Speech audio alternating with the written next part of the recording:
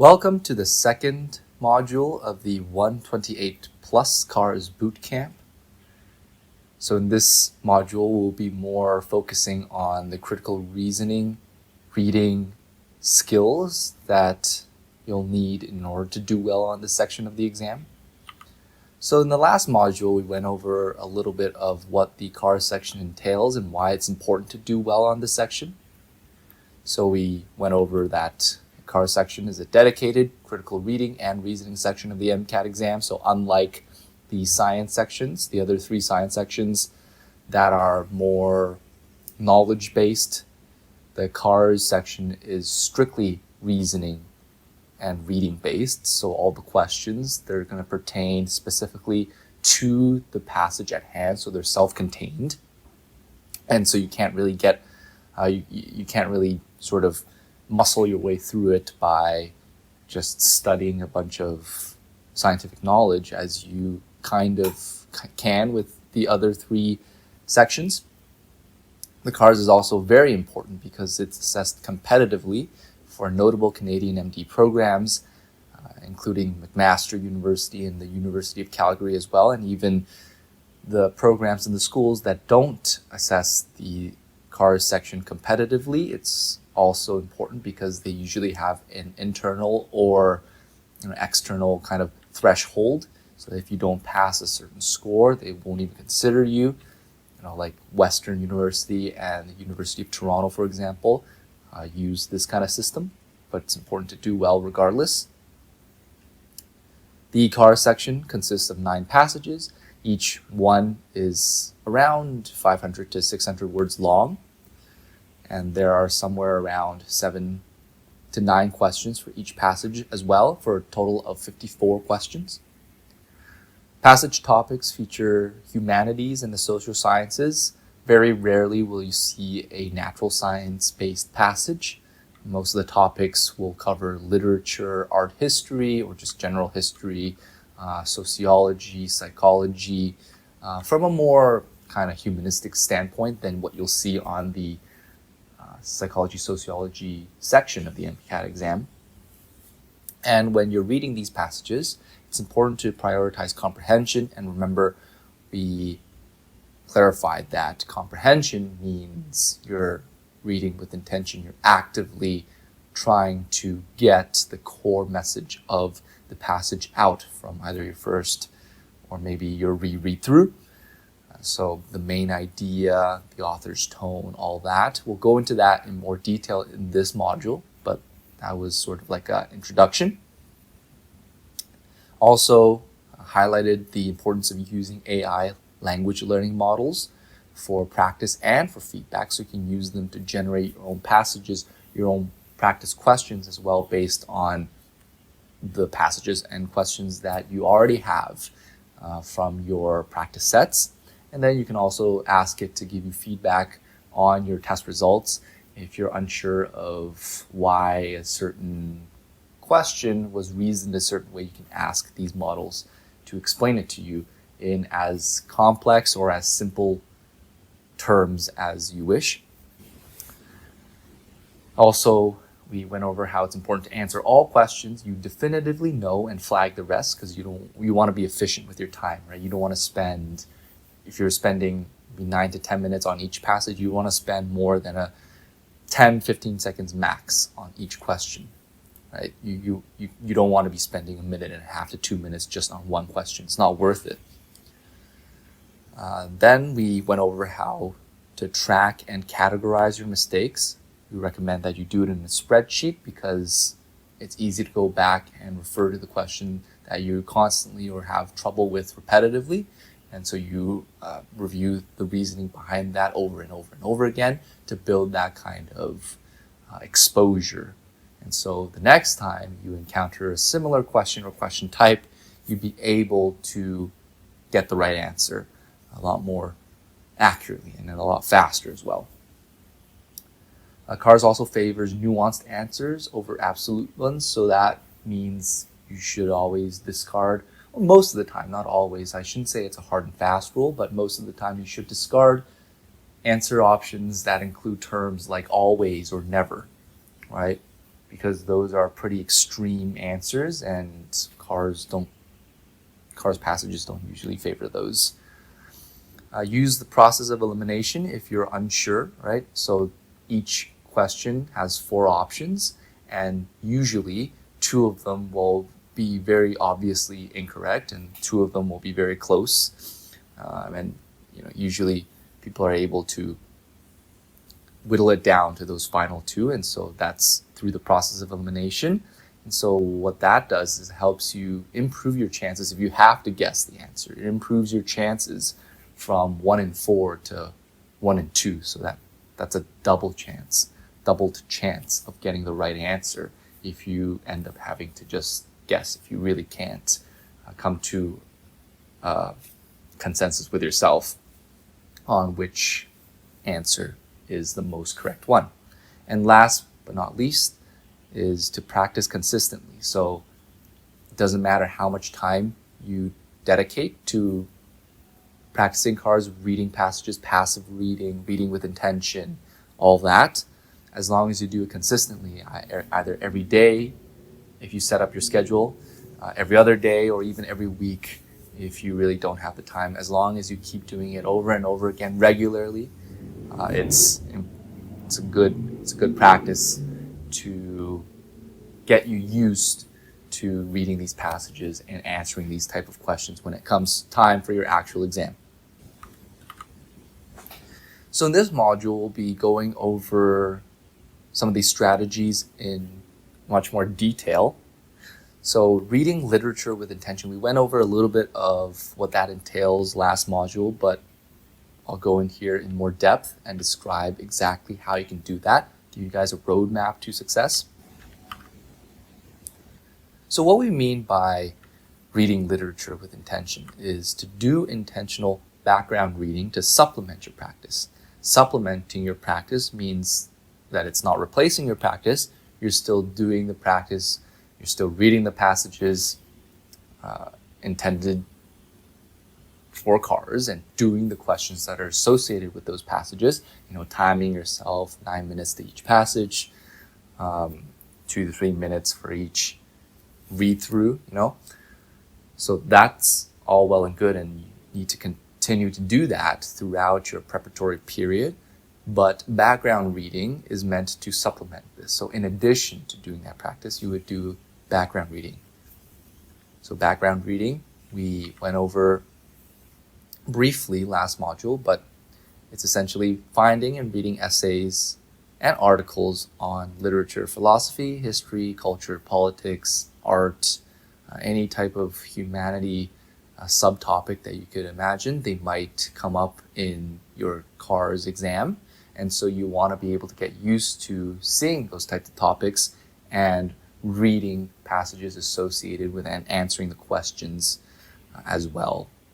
So just constant exposure to these types of passages would be helpful, and that's why we recommend background reading for all our students. In a perfect world, I think a lot of students who have done well in CARS, or who are, shall we say, naturally gifted in doing CARS, if we ask them how they do so well, they don't really have an answer. And usually they say something along the lines of just do a bunch of reading, just do more reading. If you have, maybe half a year or 9 months time until your next MCAT exam, you want to use a lot of that time to just read, right? And that's a very vague kind of suggestion, but it actually does work. And we try to distill it here into something more concrete for you to be able to follow. So even if you don't have the 6 months, the 9 months until your next test, even if you only have 3 months, or maybe even 1 month, or maybe even 2 weeks, right? This is something tangible for you to follow that also encompasses their suggestions on reading, right? Because let's face it, CARS is a game of reading. For people who enjoy reading, or who grew up enjoying reading novels, enjoy reading articles, magazines, newspapers, they'll naturally have an edge on students who were more science-oriented, who did not spend as much time reading, right? Because critical reading and reasoning analysis, these skills are built over time, right? And through reading. Even if you don't have the time to passively build these skills now, we're asking you to actively do reading in the background in addition to your usual practice to emulate or simulate this kind of general, vague, sort of blanket suggestion of reading, right? So reading essays on these things, these topics, intentionally would help a lot. And so doesn't matter how much time you have left until your next exam. Reading this in the background in addition to your practice, I cannot reiterate how important that is. And here's a roadmap for you guys to follow when you're doing this background reading. So instead of just reading for fun, right, you got to be intentional with it.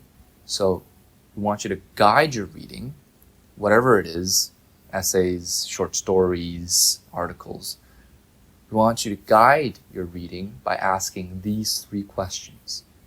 Right? So what is the main idea? Number 1.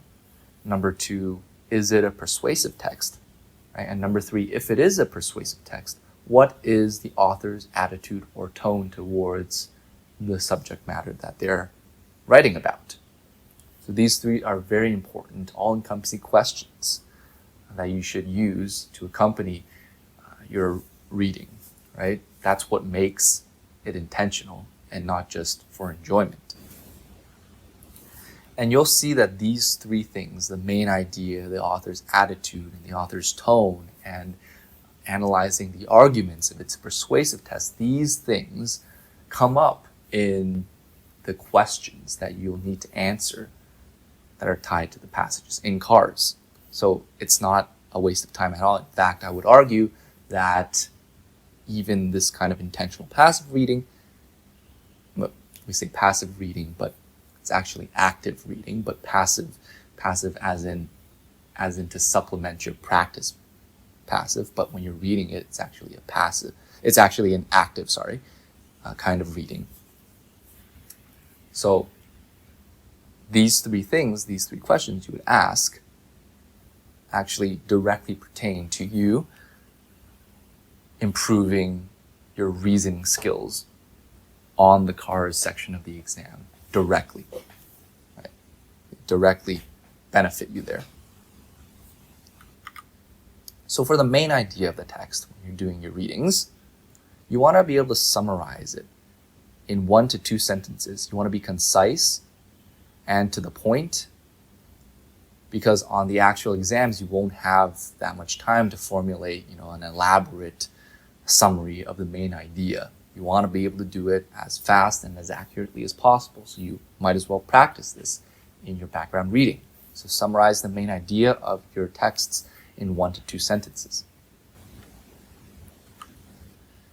Second, is it a persuasive piece, right? And so that's another way of asking, is the author arguing for or against something? Right? If it's a sort of debate style type of topic where you could go one way or the other, is the author taking one side or one stance over the other? And you can usually tell that by the language that they use, what kind of stance they're taking, right? That should be clear when you read through their text, right? Just overall, their argument is going to be in there somewhere, either in the form of a thesis statement or a concluding remark. It's going to be in there somewhere. And so it's important to be able to identify that. So practice that in your background reading as well. Lastly, the author's attitude and tone, right? What is it? How does it feel like reading their writing, right? Does the author feel like they're being informative, right? In a neutral tone. They're informing the reader, you, about something. Or maybe if they're arguing for a stance on a particular issue, they could be either defensive, right? Or they could be hostile, they could be offensive, right? So that is also inherent in the text itself and is usually evident in the language that they use, right? And also in the way that they phrase their arguments. It could either be sarcastic or humorous, that kind of stuff, right? These are things that you need to be able to read in between the lines that are not directly stated for you to just pull out in the text at face value. So answering these three questions, the main idea of the text, is there a persuasive piece, and if it is, what the author's attitude and tone towards it is very important. You want to be able to do this in your background reading. In fact, this is what we're saying that you should be doing in your background reading as well. You won't have questions associated, like cars. You won't have specific cars type questions associated with your background reading, of course, because you'd just be looking for those texts on your own. But these three questions will help you frame your mind into thinking about these types of texts in a certain way that is going to benefit you greatly when you're actually doing the cars section, right? Because as I mentioned before, the main idea, the attitude, the tone, and also whether or not it's a persuasive piece can crop up in the question. Sometimes even explicitly, sometimes a question in the cars section might ask, what is the main idea of this passage? Or how does the author feel about X, Y, and Z? Right? These are questions that actually come up in the test itself, and they're not low-yield questions by any means. There are 54 questions in the entirety of the cars section. I would say at least 5 to 7, or sometimes even up to 10 of these questions can be about these main idea, tone and attitude, and persuasive piece, along the vein of these three concepts. And so it pays to be able to summarize the main idea in 1 to 2 sentences. It pays to be able to identify the author's attitude and tone, and it pays to be able to identify, if it's a persuasive piece, what kind of stance the author is taking. And not only that, these three questions set the tone for the entirety of the passage, right? When we get into the different types of questions, these three major sort of cornerstones that you would ask yourself when you are reading a passage will inform how you think about all these different types of questions. So now that we've covered reading literature with intention, let's go on to how exactly is we recommend you to practice your passages. So practice answering questions for up to 9 passages daily. 9 passages comprises an entire car section. So we say up to 9 passages, depending again on your schedule, on how much time that you've allotted yourself to practice for cars. Up to 9 passages is a good sort of rule of thumb, right? Because maybe sometimes you want to do an entire section, no breaks, to simulate the conditions of the actual exam. That's 9 passages. Even if you don't have time to do up to 9 passages every day, just do as many as you can, but be consistent. That is the key. So you want to repetitively do it every single day or every other day, right? So you get used to reading these types of passages and answering these types of questions.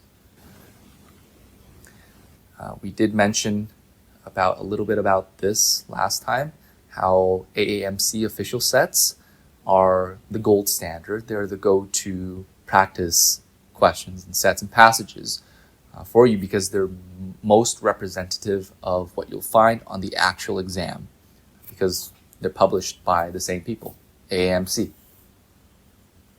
Next, if your AAMC sets are exhausted, or what is a better idea for you to pace your use of these official sets throughout the course of your preparatory period. If you are looking for third-party sources, UWorld is an excellent alternative because it is the most similar in terms of question type and reasoning as well to the AAMC as well, because you'll see you'll see on pre-med forums and discussion boards that UWorld tends to be maybe a little bit harder than what you'll find on the AAMC official sets and test.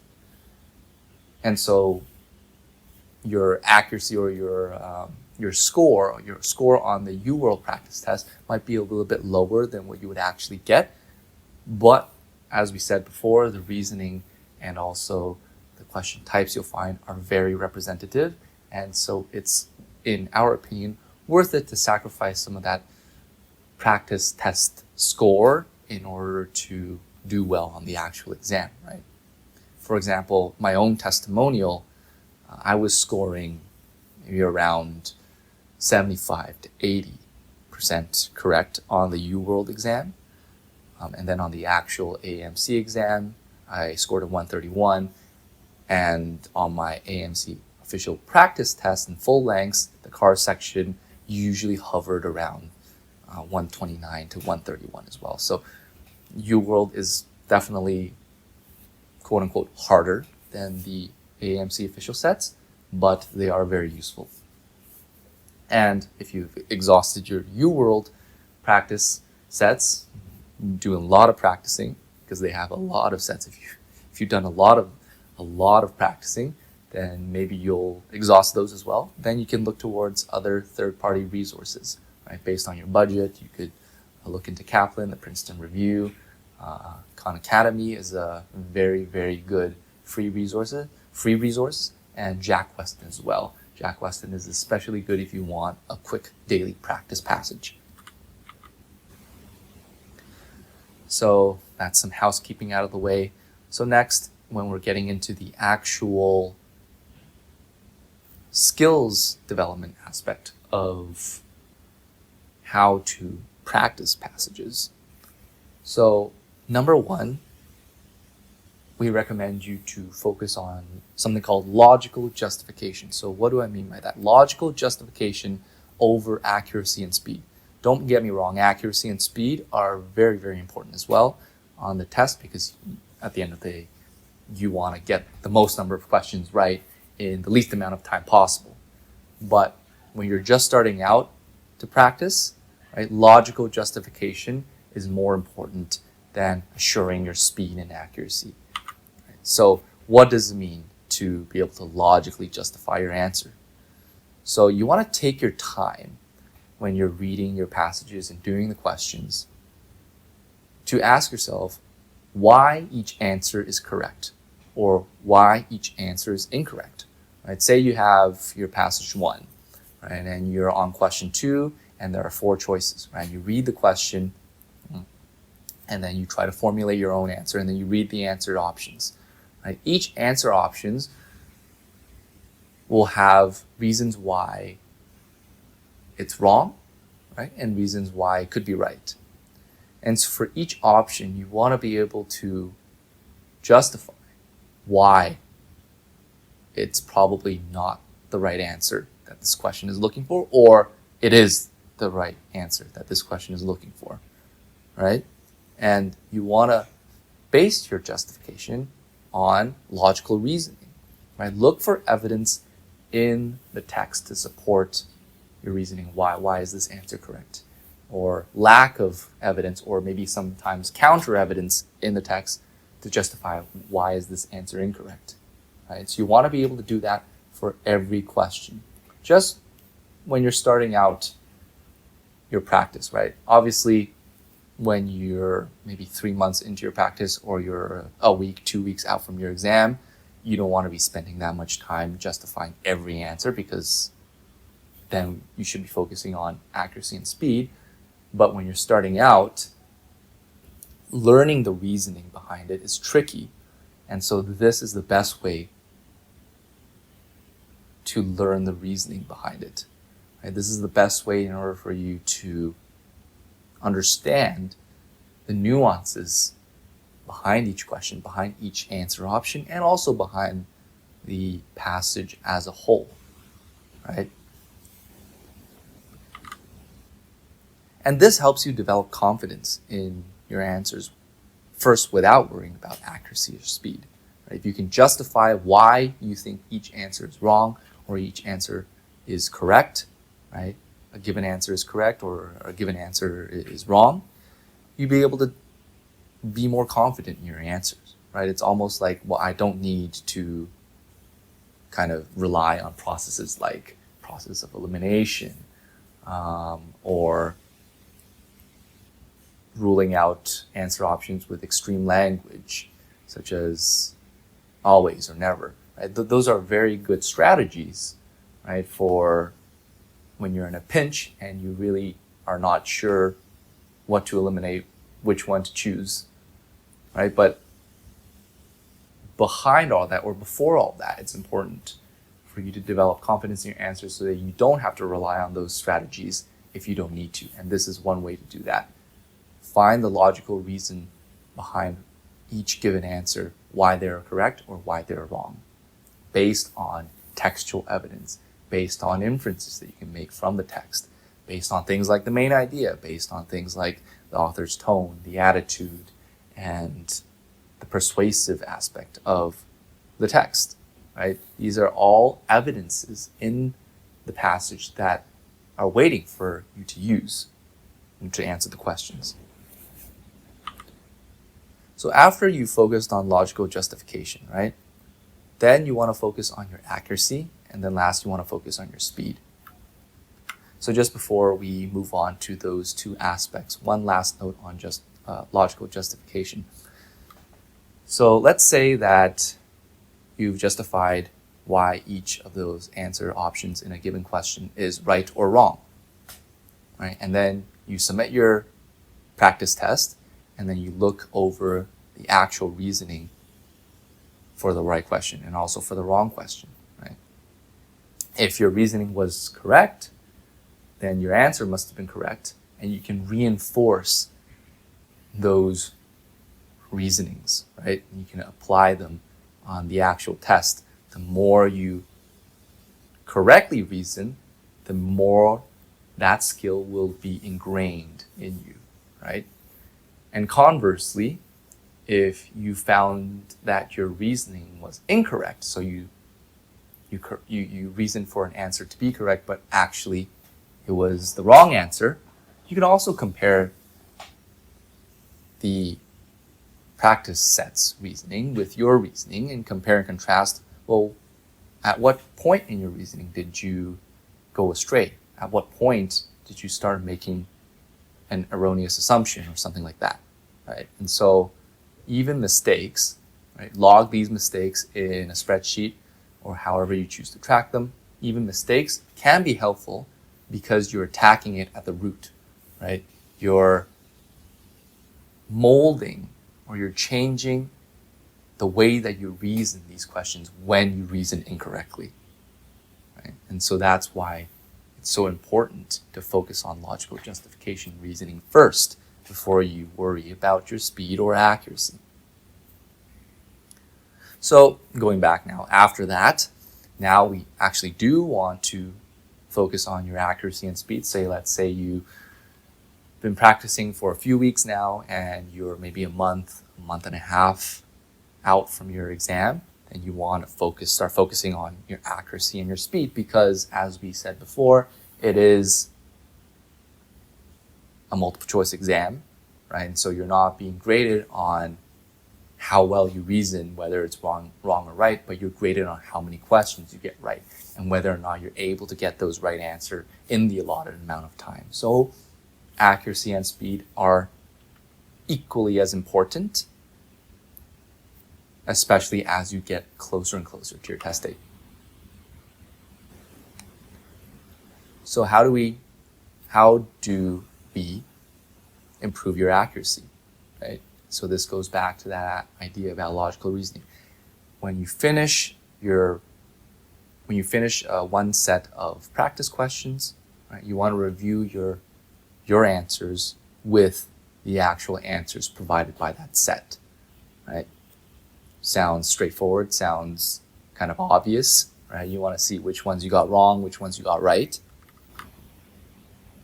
So you want to compare your justifications, right, to the ones provided, or maybe Sometimes you want to use AI to explain the justifications in simpler terms or in terms that are just less convoluted for you to understand. So compare your justifications to either the provided ones or the AI generated ones. And as I said before, if you got the right answer, then that reinforces your confidence in your reasoning that led you to that answer. If you got the wrong answer, then you want to log or match your, or going back, in matching your justifications for both correct and incorrect answers reinforces your confidence to improve your accuracy, right? So again, if your answer was correct and you match that justification, your justification with the provided justification, that reinforces your confidence in your reasoning on how you arrived to that answer, right? If they are non-matching, right, your justification doesn't match the correct justification provided, so you got the wrong answer, right? But so getting the wrong answer, you still justify why you put that answer. If the reasonings don't match up, right, then you would have to do a little bit of work, right? And so we suggested logging all the incorrect answers that you get in a spreadsheet so you can keep track of them, right? And you can revisit them over and over and over again to train your reasoning to turn away from that incorrect version of it and develop a more correct one.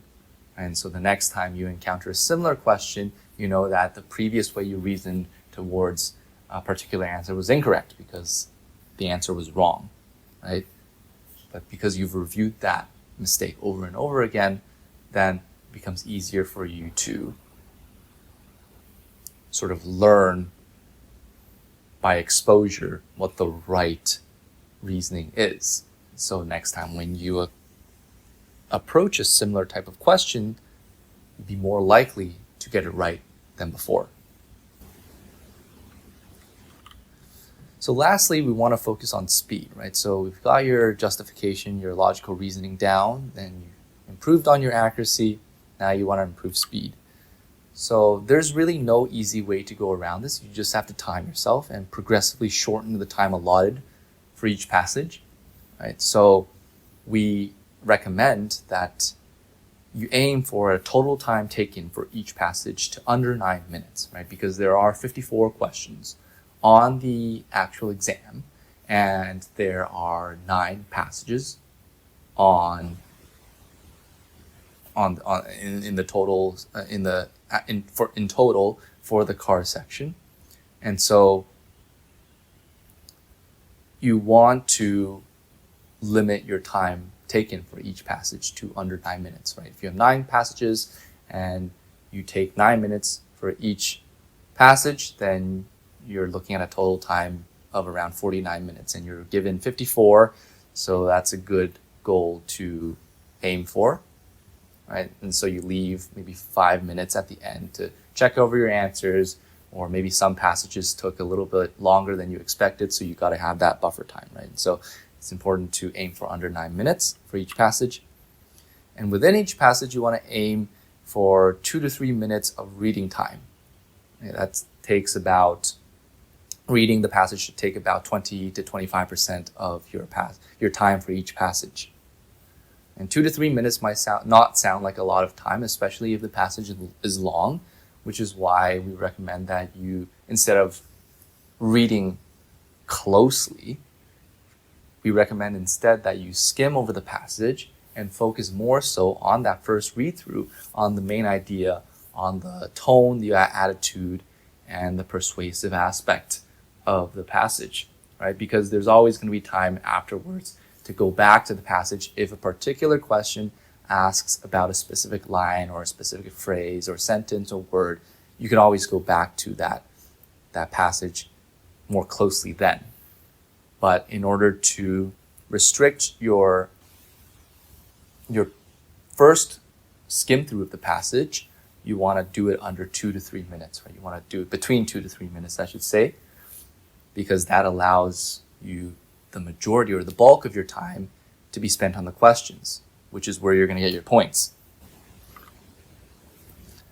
So again, just to reiterate, on your first read through, just do a skim, summarize the main idea in 1 to 2 sentences, identify the tone, identify the attitude of the author, and do not reread convoluted words or sentences, because that's how you sort of get stuck into a rabbit hole of going back, rereading a sentence because you didn't get it the first time. That wastes a lot of time, and that doesn't do you any favors when you're trying to train for speed. And then when you get to the questions, if you cannot confidently answer a question in under 10 to 15 seconds, let's say, then it's recommended to just flag that question and move on. You don't want to be spending a minute and a half just on one question. At the end of the day, each question is worth the exact same amount of points. And so you want to be able to get enough time to do all the questions that would be easy for you, rather than spend a minute and a half laboring over a question. Let's say question 2, you can't answer it, and then not having enough time to do questions 3 to 7, which you would have got right very, very easily, right? So you don't want to get stuck on one single question. If you can't answer it in 10 to 15 seconds, just flag it and move on. And then if you have time at the end of that passage or at the end of that entire section, you could always go back and review it. And if you really, really don't know the answer, then at that time, at that point in the test, you could make a guess. All right, so this is what I just detailed, returning to flag questions at the end of each passage. So you want to re-review your mistakes as well, right, as part of your training strategy. So we mentioned this before, but going into more detail, you want to log every single one of your mistakes and its explanation and reasoning justification in a spreadsheet as part of your practice, right? Make that second nature for you. Make that as ingrained as possible a part of your practice regimen. Because reviewing your mistakes over and over again is what gives you that exposure to each question type that you're having trouble with at the next time. Hopefully, when you see the same type of question, that there's a less likely chance that you, again, get it wrong. If you're exposing yourself to the correct reasoning over and over again, and the next time, hopefully you'd be able to apply the correct reasoning. So we recommend re-reviewing each mistake at the end of every day. So you've done your practice for the day, you want to go back to the first mistake you made in that day and then review that mistake and every mistake after it you made that day at the end of your practice day. And then at the end of each week, similarly, you want to go back to the first mistake you made in that week and then review every single mistake that you made in that week up to the end of your practice week. So that exposes you to your mistake at least twice. Each mistake exposes you at least twice to them. And so you'll be able to, again, get exposure to that kind of reasoning that is incorrect. So hopefully the next time you'll be able to have the correct reasoning. And lastly, be consistent and trust in your practice. You don't want to go into your exam, like on exam day, you don't want to go into your exam doubting yourself, right? You want to trust in your consistency. You want to trust in the process. You want to be able to trust in your own confidence and your skill. And lastly, again, we are here to help. So please register for our community at www.flourishinstitute.ca, where you'll be able to connect with like-minded individuals who are also preparing for this exam, and also qualified and experienced tutors who have done this exams to help you achieve the score that you want.